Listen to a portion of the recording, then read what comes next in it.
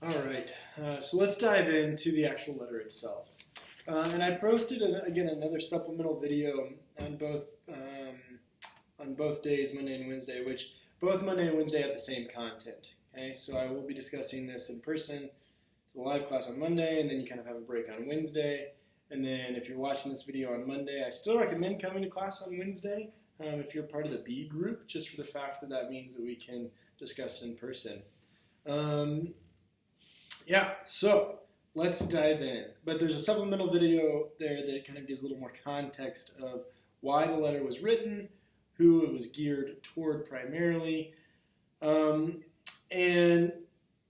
Martin Luther King was imprisoned as a participant in a nonviolent demonstration against segregation in the South.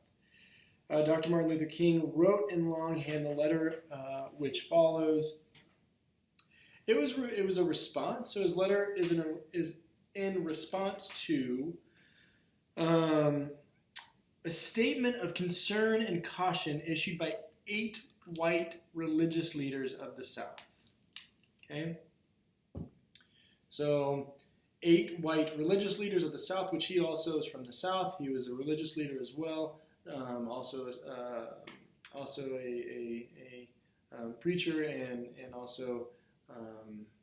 If you're unfamiliar, also, led kind of the fight, if that's the right word, which I think it is, for civil rights and equality here. Okay? And we see that come out through his letter. All right, so let's just kind of dive into the text, and I'll kind of pause at various moments, and then again, I'm going to kind of like bounce along a little bit. But here we go. Okay? All right. While confined here in the Birmingham jail, I came across your recent statement calling our present activities unwise and untimely. Seldom, if ever, do I pause to answer criticism of my work and ideas.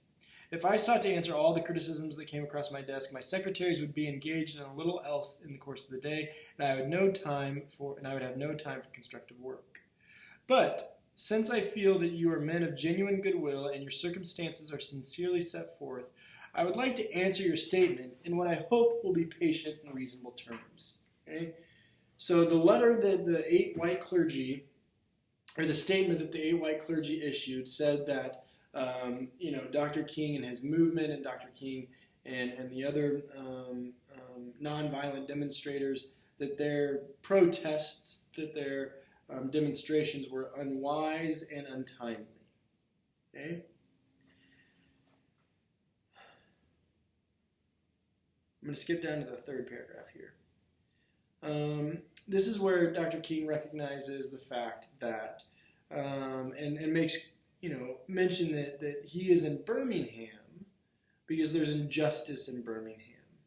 And again, in the previous video, I mentioned that one of my major aspects of offering this letter as a piece of text to examine is the focus on justice. Okay? I am cognizant of the interrelatedness of all communities and states. I cannot sit idly by in Atlanta and not be concerned about what happens in Birmingham. Injustice anywhere is a threat to justice everywhere. That's one of the famous quotes and takeaways from this letter. And injustice anywhere is a threat to justice everywhere. Okay? And so we can think about that on the general level, like on the really grand conceptual level as it relates to all human beings, right? A threat to justice, or an injustice anywhere is a threat to justice everywhere. Okay? And then we can pick little microcosms of how that interplays in societies, as it interplays in cultures, as it interplays in dynamics across one's culture. Okay? So Martin Luther King is essentially stating here that if there's injustice anywhere, right? If there's a just law and an unjust law, if there is a community which gets treated better than others for no particular reasons, and there are injustices in that, then that is a threat to justice everywhere. We are caught in an inescapable network of mutuality tied to a single garment of destiny. Whatever affects one directly affects all indirectly. So again, another kind of important takeaway here from this fourth paragraph. Injustice anywhere is a threat to justice everywhere. Whatever affects one directly affects all indirectly. Never again can we afford to live with the narrow, provincial, outside agitator idea. Anyone who lives in the United States can never be considered an outsider. Okay? So again, sometimes, especially in issues as it relates to perhaps what was happening in the 1960s, what is happening in 2020, sometimes maybe from our removed perspective we can say, oh, well, that's not happening here. That protest isn't happening here, right? That march isn't happening here, so it doesn't really matter. But in fact, Dr. King is making the connection that we're all connected here, right?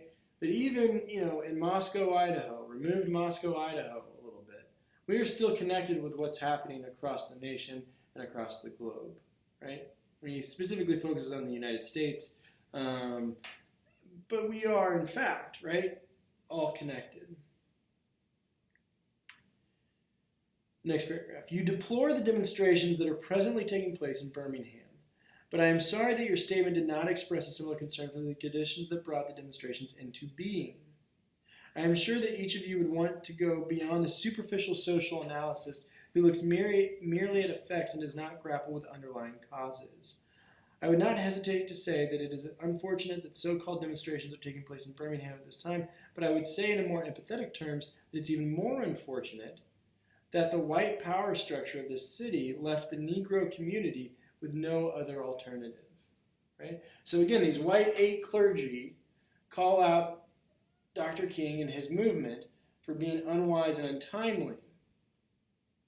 But yet, Dr. King is critiquing the fact that he says, I'm sorry that your statement did not express a similar concern for the conditions that brought about the demonstrations into being, right? Like there wasn't any empathy or any empathetic response or any empathetic recognition from the 8 white clergy to make the mention of, well, why is there and why are there these nonviolent demonstrations, right? That was kind of a missing connection. And so what we have here and what's going on here is Dr. King now moving into various kind of recognitions of looking at those causes, of looking at why it might be well pursued and why it might be recognizing of taking action now. And when I say now, I mean in the 1960s, but again, similarly, we might see this play out in 2020. I'm going to move on to the next video.